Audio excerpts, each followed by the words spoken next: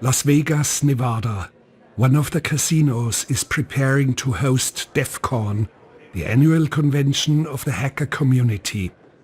In less than 2 decades, it has grown to 20,000 participants. At least 1,000 of them will be FBI, the CIA, Chinese Secret Service, and other interested parties. We are about to meet Kevin Mitnick, a demigod among the community of hackers. Just mentioning his name here makes everyone fall silent in awe. Am I proud of being the world's most famous hacker?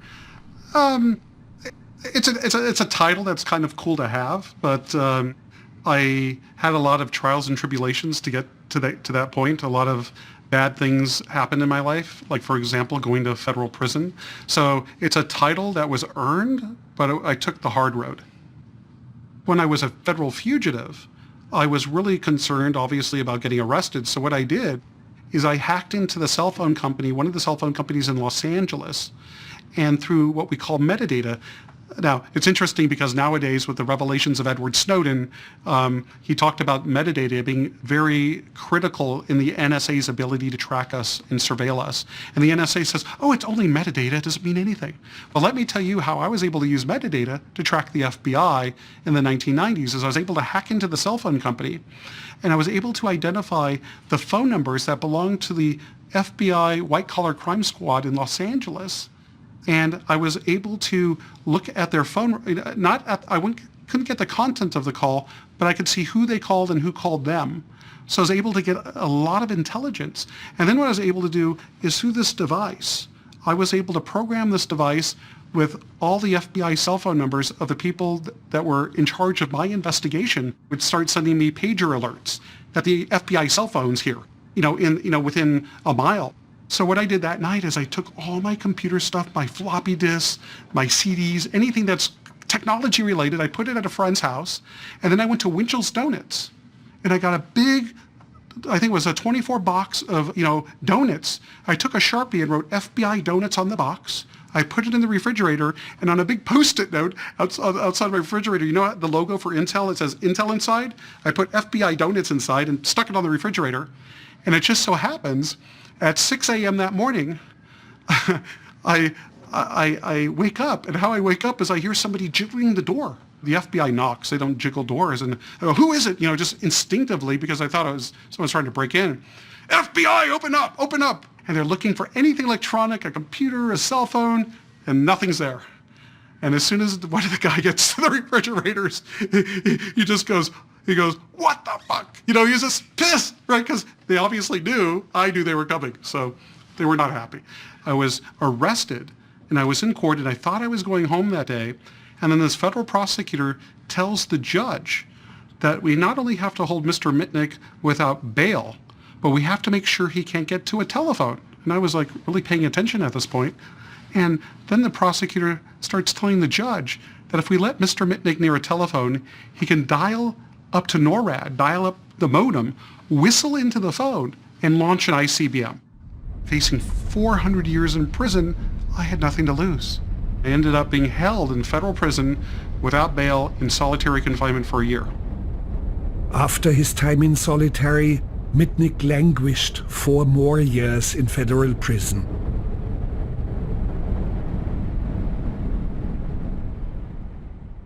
Because the internet was designed for a community that trusted each other, it didn't have a lot of protections in it. We didn't worry about spying on each other, for example. We didn't worry about somebody sending out spam or bad emails or viruses, because such a person would have been banned from the community. It would be really nice when I got a message if I knew where the message came from. But the way that the protocols of the internet work, that's fundamentally impossible. And so I kind of have to look at the message and guess, is this somebody pretending to be somebody else? We can design systems that are really anonymous or that are utterly identifiable down to the person. And it's time for us to think about in what contexts we'd want to support what.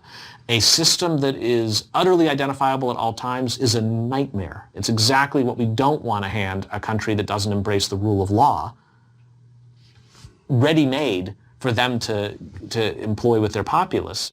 At the same time, a system that can provide no accountability at all. We have pockets of that online, and most people do not find that appealing. In any frontier, before the law gets there, there's always people seeking to take advantage of the system. I've seen in the United States, for instance, probably something like 5 or 6 billion identities lost. Well, there aren't that many people in the United States, which makes everyone a little inured to it every time. What does it really mean when they hear their identity's been compromised?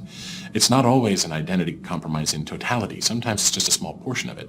Your identity comprises many, many things. There's one you, and there are many components that represent you digitally. Some compromises in that system have very little impact on you, and some huge. But the line between your physical life and your digital life is becoming far more blurred. And there will come a point where the threats online will hamper your ability to embrace new technology. That's what my colleagues and I have to push back. Governments who can achieve all the same effects they would for international affairs and foreign affairs without having to rely on tools of war. It's another tool at the table, right? Now, war is an extension of politics by other means. Well, now there's another one with much less risk, easier to fund, and it puts even some smaller nation states on the same playing field as larger ones. So dozens of nation states have an ability to hack others, and they use this as an extension of foreign policy.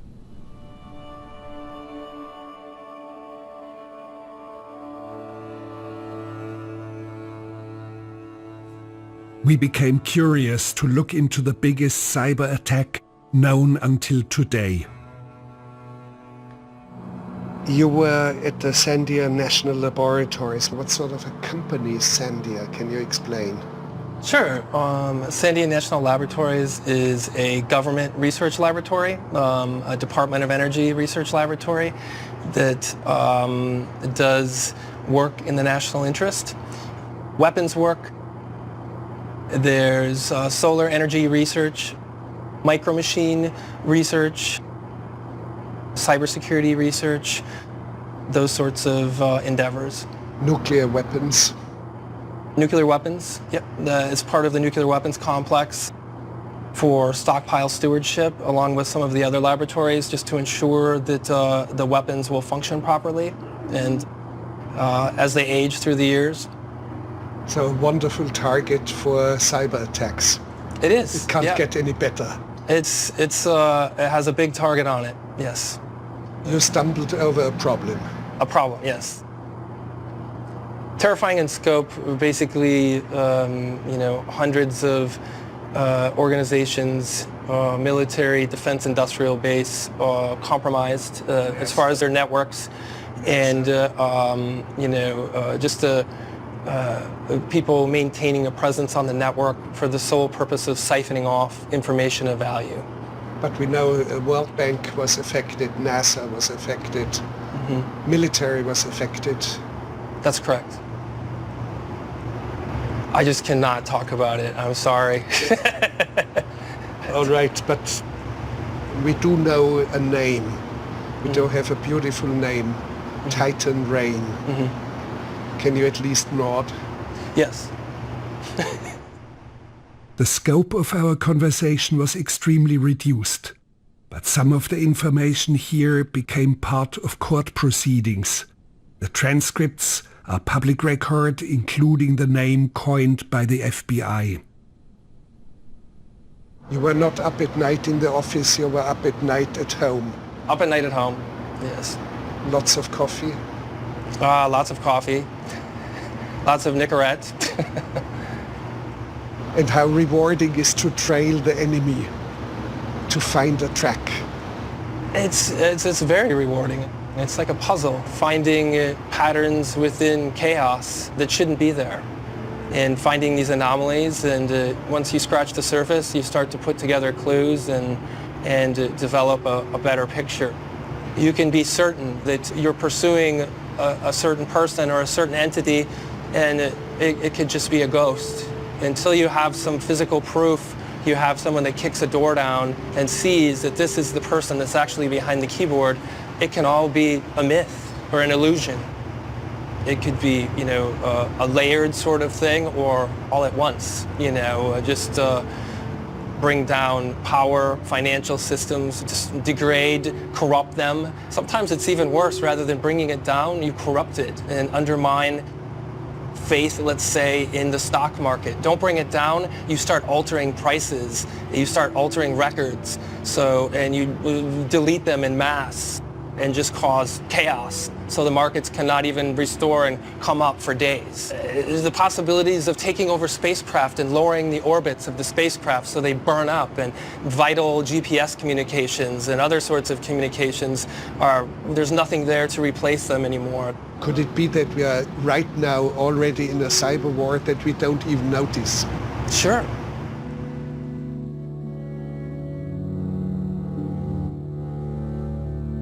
It doesn't matter how much money a company invests in technology. You can spend tens of thousands of dollars on your firewall, on your intrusion prevention systems, on your spam, on your antivirus. And if I could just manipulate one person inside that company, I'm in. 95% of the work when I used to do this in the past is research and finding out about the human element and gathering information in emails and their personal emails and the conference that they were just at and who spoke before them and that person's email address, so I can send that person a rigged PDF attachment that may look perfectly normal and forge it because I just spoke with this guy, so I'm going to open it and nothing happens on my computer, but in the background a little Trojan is dropped that starts communicating, that allows me access, and then I gather more information. I grab his contact book. I find the people that know the information that I'm interested in exploiting, and then I send an email from him with the same type of attachment, and eventually I have what I want. People are the weakest link in security. People, not the technology. Now, through this special TV offer, you can receive a Motorola flip phone with Cellular One service for just pennies a day. Now, everyone can enjoy the freedom of a personal cellular phone. You can make a call anywhere or get a call anytime. So I'm living in Denver, Colorado. Incidentally, I'm not living under the name of Kevin Mitnick. I'm under the name of Eric Weiss. Why Eric Weiss? Because at the time I was a federal fugitive. I was hiding from the FBI, and my idol was Harry Houdini, and that's Harry Houdini's real name, so I thought I had a sense of humor.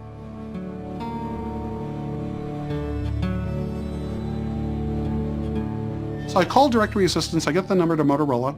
I'm now talking to the vice president for research and development for all of Motorola Mobility. And I go, hey, this is Rick over in Arlington Heights, because I found out they had an Arlington Heights facility.